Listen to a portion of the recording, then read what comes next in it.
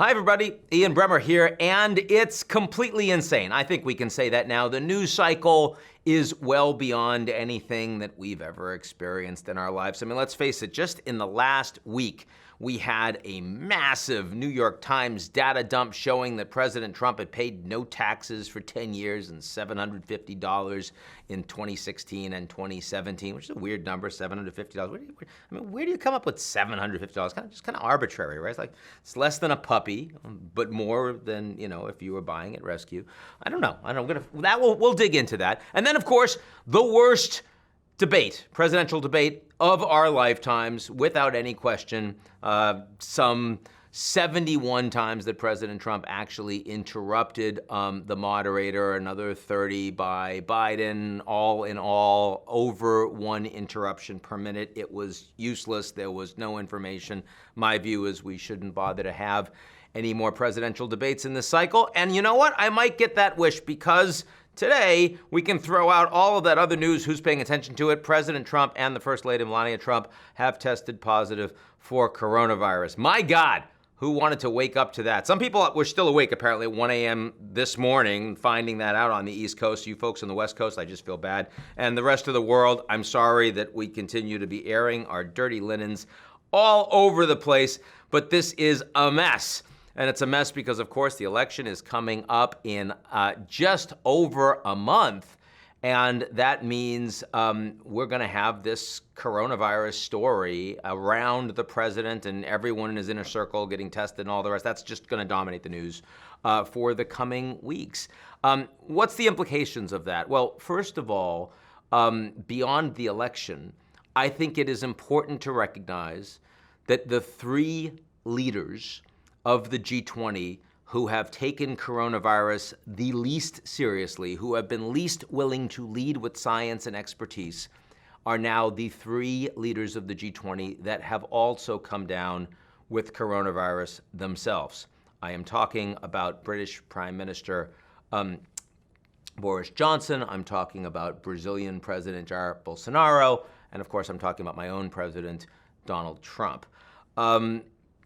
That tells you something. It tells you that coronavirus is a very serious disease, and it should be taken as such. Jair Bolsonaro had only mild symptoms, came back pretty quickly. His popularity did not really take much of a dump at all, especially as coronavirus numbers are now going down in Brazil, in the United Kingdom. Prime Minister Johnson, could have died. He was in the ICU. It was much more serious. There was a rally around him and greater support as people were concerned about his own health and safety. Since then, the UK has done worse in terms of coronavirus, some of the worst response in all of Europe still, and his approval ratings have gone down in the United States. I suspect it'll be in between in part because President Trump's approval ratings are low, but incredibly sticky. He's got his base. They don't oppose him for any reason, and I don't think they're going to now. Also, I certainly don't believe, I certainly hope that Trump is going to recover and recover quickly.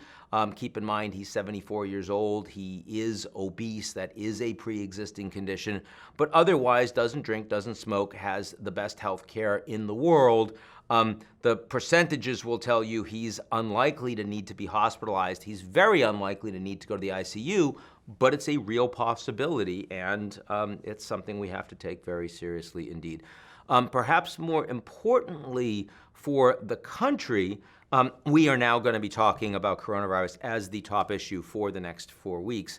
That's a big deal because President Trump hasn't wanted to talk about coronavirus. He doesn't do as well talking about it. He's not seen to have handled it very well. He's well behind Biden in coronavirus. He's considerably better than Biden in who handles the U.S. economy better. So if he's able to focus on the economy and to a degree on law and order issues, that benefits Trump. If we're talking about coronavirus, and particularly if we're talking about his coronavirus and Melania's coronavirus and people around him who have coronavirus, well, that's obviously going to do worse for him. So I had believed that Trump's approval likelihood of winning the presidency was about 35% Biden, 65%, and I thought it would get closer as we got closer to the election because the economy was picking up and because coronavirus numbers going down. I don't believe that's going to get closer now because of this massive piece of news in Trump and the First Lady having coronavirus. Even if he gets better quickly and only has mild symptoms, we're still talking about a president that is going to be in isolation for 10 days to 14 days minimum, someone who will not be able to go on the campaign trail the way he was, and it could be worse than that. So you'd certainly be handicapping the race more strongly in Biden's favor at this point, maybe 70%, maybe a little bit better. Having said that, Trump's willingness to contest the outcome continues to be 100%. That means the Trump army watching the polls. It means trying to throw out ballots. It means only one polling place per county for drop-off ballots in Texas, which is astonishing and makes it harder for people to physically vote. I mean, just lots of efforts to ensure that the balloting process is in favor of Trump and the Republicans and can be contested in favor of Trump and the Republicans, given that Biden is going to be contesting as well if it turns out they're behind.